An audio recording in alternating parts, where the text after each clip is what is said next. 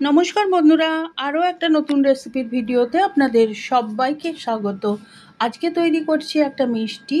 সামনে আসছে ভাইফোঁটা, দীপাবলি, আলুর উৎসব। এই সময়ে এই মিষ্টিটা আপনারা ঘরেই বানিয়ে নিতে পারবেন। সময় ভীষণ কম লাগে, 10-15 মিনিটের মধ্যেই তৈরি হয়ে যাবে। কোনো রকম আগুনের ব্যবহার ছাড়াই তৈরি হবে, কিন্তু খেতে হবে অসাধারণ। আর দেখতে কতটা সুন্দর হবে সেটা তো আপনারা দেখতেই পেলেন। তো আসুন দেখে নিই রেসিপিটা।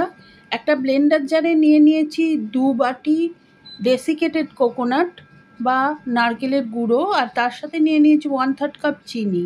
ভালোভাবে একসাথে ব্লেন্ড করে নিয়েছি। দেখুন একদম মিহি একটা পাউডারের মতো তৈরি হয়ে গেছে।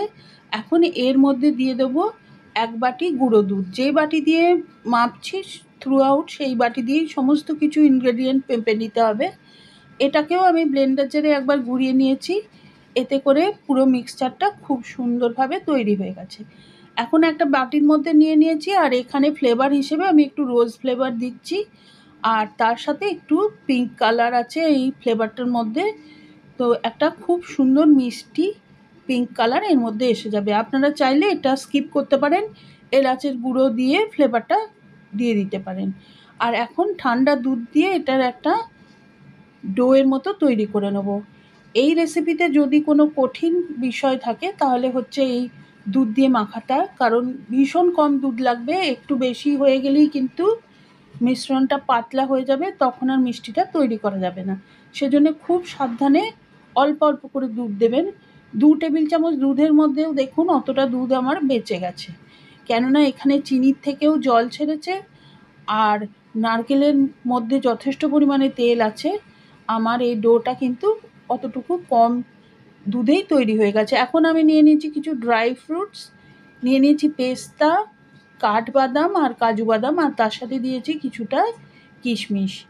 বাদামগুলোকে আমি খুব পাতলা পাতলা ছোট ছোট টুকরো করে নিয়েছি, আর এখন এই কিশমিশের সাথে মিশিয়ে রেখে দেব। এই বাদামগুলো আমি মিষ্টির মধ্যে স্টাফ করব, মানে মিষ্টির মধ্যে ফিলিং হিসেবে ব্যবহার করব।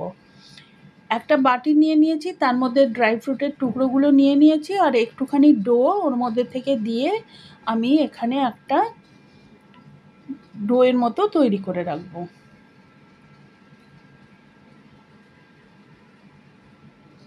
এটা এখন রেখে দিলাম, আর একটা বাটার পেপার নিয়ে নিয়েছি, তার উপরে বাকি ডোটা আমি এখানে নিয়ে নিলাম, আর উপরে আমি আবার একটা বাটার পেপার দিয়ে দেবো, আর ওপর থেকে একটা বেলনের সাহায্যে বেলে নেব।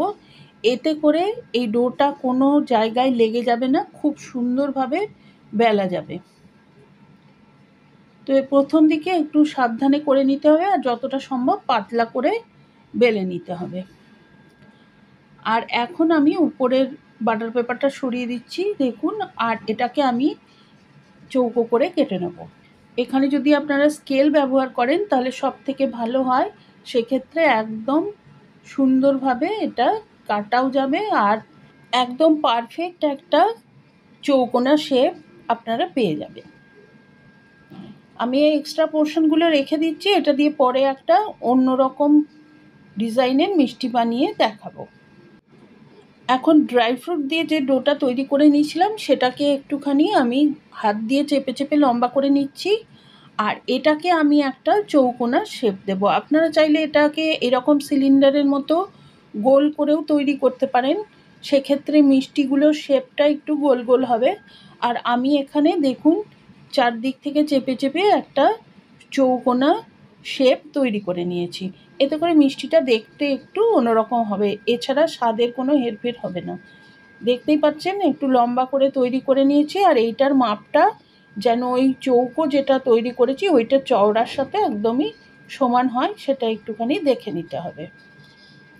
এখন চৌকোনা শীটের মতো যেটা বেলে রেখেছিলাম সেটা নিয়ে নিলাম, আর এর মধ্যে এই সিলিন্ডারের মতো অংশটা বসিয়ে দিচ্ছি। আর এরপরে খুব সাবধানে আমি এটাকে ঢেকে দেব, আর একদম টাইট করে ঢেকে দিতে হবে যাতে করে কোনো রকমের কোনো এয়ার গ্যাপ না থাকে। সেজন্যে একটুখানি সাবধানে এটাকে করে নিতে হবে। আর তারপরে একদম চেপে চেপে ওই ড্রাই ফ্রুটওয়ালা ডোটার উপরে এইটাকে বসিয়ে দিতে হবে। হাতে করে সব দিকটা একটু চেপে চেপে দিলে এই মিষ্টি শেপটাও একদম চৌকোভাবে তৈরি হয়ে যাবে। একটু চেপে চেপে যে অংশটা জোরের জায়গা সেটাকে একটু ঠিক করে নিতে হবে। আর এখন আমি ওই বাটার পেপারে এটাকে মুড়ে আধা ঘন্টার জন্য ফ্রিজে রেখে দেব। আপনাদের যদি তাড়াতাড়ি থাকে তাহলে এটাকে ফ্রিজারে রেখে দিতে পারেন। ডিপ ফ্রিজে রাখলে খুব কম সময়ে এটা সেট হয়ে যাবে। আমি এটা নর্মাল ফ্রিজেই রেখেছিলাম আধা ঘন্টার জন্য। আর এখন যে এক্সট্রা পোর্শনটা আমি চৌকোটা বানানোর সময়ে কেটে রেখেছিলাম সেটার থেকে আমি একটা অন্য ডিজাইনের মিষ্টি তৈরি করে দেখাচ্ছি। ওইটুকু ডো থেকে আমার দুটো মিষ্টি তৈরি হবে। তো আমি এখানে নিয়ে নিলাম আর দুভাগে ভাগ করে নিয়ে একটা ভাগকে একটু লেচির মতো করে নিয়ে তার মাঝখানটায় পুরের মতো করে ড্রাই ফ্রুট কিছুটা ভরে দিচ্ছি। ঠিক যেভাবে আমরা কচুরি বানানোর সময়ে ময়দার লেচির মধ্যে পুর দিই সেইভাবে বানিয়ে নিতে হবে। আর তারপরে একটা গোল মতো তৈরি করে নিতে হবে। দুটো গোল তৈরি হয়েছে আর এটাকেও আমি ফ্রিজে রেখে দেব। আর ঠান্ডা একটুখানি হয়ে গেলে তারপরে কেটে নেব। অর্ধেক করে কেটে নিলেই দেখুন দুটো মিষ্টি আমার তৈরি। আর এইভাবে দুটো গোল বানিয়ে রেখেছিলাম তার থেকে চারটে মিষ্টি তৈরি হয়ে গেল। এখন ফ্রিজ থেকে আমি অন্য মিষ্টিটা বের করে নিলাম আর এটাকেও কেটে নেব। আপনারা দেখতেই পাচ্ছেন যে এটা ঠান্ডা হয়ে একদম শক্ত হয়ে গেছে। এটাকে খুব সাবধানে কেটে নিতে হবে, নাহলে ভেঙে যেতে পারে। আর ধারের অংশগুলো একটু করে বাদ দিয়ে দেবো। তো এইভাবে ছুরি দিয়ে কেটে নেব। আর আপনারা চাইলে যদি মনে হয় যে কাটা যাচ্ছে না তাহলে ছুরিটাকে একটু গরম করে নিতে হবে। আর এইভাবে করে সমস্ত মিষ্টিগুলোই আমি কেটে নিয়েছি। আর এখন পরিবেশন করে দেবো। তো আপনারা দেখতেই পেলেন কতটা সহজে মিষ্টিগুলো বানিয়ে ফেললাম। দীপাবলি বা ভাইফোঁটার দিনে আপনি নিজের হাতে বানিয়ে এই মিষ্টি পরিবেশন করতে পারেন। কথা দিচ্ছি কেউই বুঝতে পারবে না যেটা আপনি ঘরে বানিয়েছেন। আর ভীষণ সুস্বাদু, আর তার সাথে বাড়িতে বানাচ্ছেন সেজন্যে শুদ্ধ। তো অবশ্যই বাড়িতে ট্রাই করুন। আপনাদের সবাইকে আসন্ন দীপাবলি, কালী পুজো এবং ভাইফোঁটার অনেক অনেক শুভেচ্ছা। ভালো থাকুন। কমেন্ট করে জানান কেমন লাগলো। আর রেসিপিটা ভালো লাগলে please like, share and subscribe.